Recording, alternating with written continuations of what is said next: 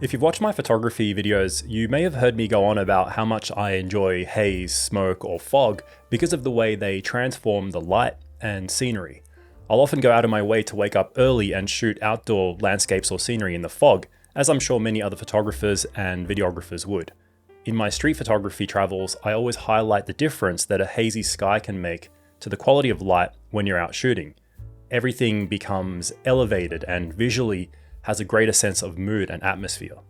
And these elements are simply the presence of moisture or other particles in the air. Sometimes it's smoke, dust, or something else more unfortunate like pollution. So when you're looking to replicate this effect in a controlled manner, the most accessible method these days is by using a fog machine or canned smoke or something similar. In the past, I've used them to enhance the look of my camera and product B-roll videos, using a large conventional fog machine like what you would find at a party or something. And when I am out shooting music events or weddings or other social events, I always appreciate the atmosphere that these machines add to the results that I get. But these days, there's an abundance of small, portable machines that make things so much easier for creating this look yourself. They also give you the ability to add fog or a steam effect with greater control and accuracy. Telesin recently sent me their C40, which is a small rechargeable fog machine with a built-in remote control. So although this video is sponsored by them, I'll give you my honest thoughts and, as usual, encourage you to check other reviews before buying anything. The C40 has modes for fog, dry ice, or steam effects. You can also fine-tune something in between by adjusting the liquid volume and fan speed. There are also accessories included to fine-tune and manipulate the output. For example, this T-shaped tube can help you create a larger effect with more spread. So I'm sure you can imagine countless ways that you could use a little machine like this to add a subtle touch of atmosphere or special effects to your own shots. Maybe you're a portrait photographer and you want to replicate the look of background fog, or you shoot music videos or macro photography. I'll share a few ways I've been using the C40 in my work. As mentioned, I do a lot of camera and gear related content, especially on my other channel. So it's great to have this on hand to add that little bit of an extra touch to my product footage and photos. I won't use it every time, but there are certain shots that lend themselves well to this kind of effect. And it's especially fun to light up the fog with artificial lights to add a sense of dimension and depth. As you can see, haze also adds diffusion to a scene, so I've been enjoying having this on hand to spray a space to reduce contrast and add some softness. It can be more subtle than using a diffusion or haze filter and allows you to be selective with where you place it, or you can use it in combination with those filters. And then if you blow the fog using a fan of some kind, you'll create an even more diffused haze effect, as I did in a test shoot with my friend Nick that I'll show you footage of now. We were shooting some coffee-related product reel kind of thing where we wanted that soft, kind of dreamy feel to the footage. I've also used it for other things like adding fake steam on demand, like I did for this cup of coffee in the little fun bit of B-roll I was shooting.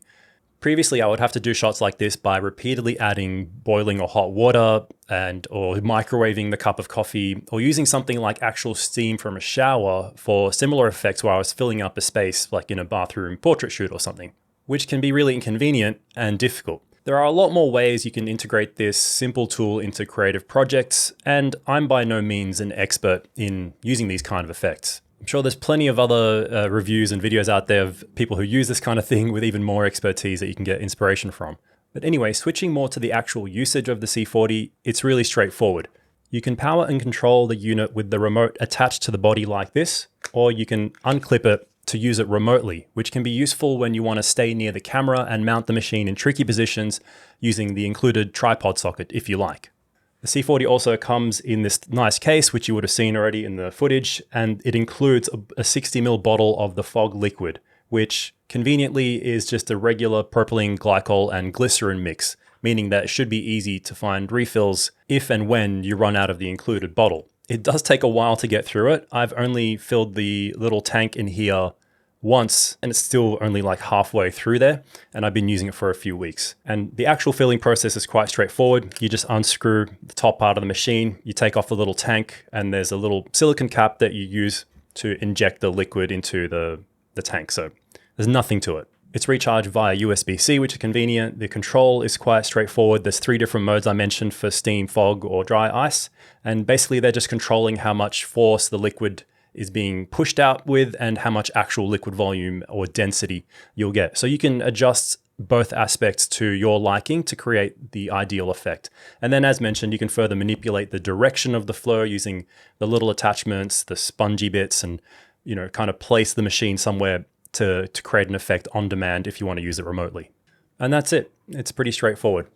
So the best thing about this machine, in my opinion, is just how quick and easy it is to have on hand and to use for creative shoots. It's so portable that I sometimes just bring it along in case it comes in handy for a shoot. With the included case, it can even fit inside one of my other camera bags.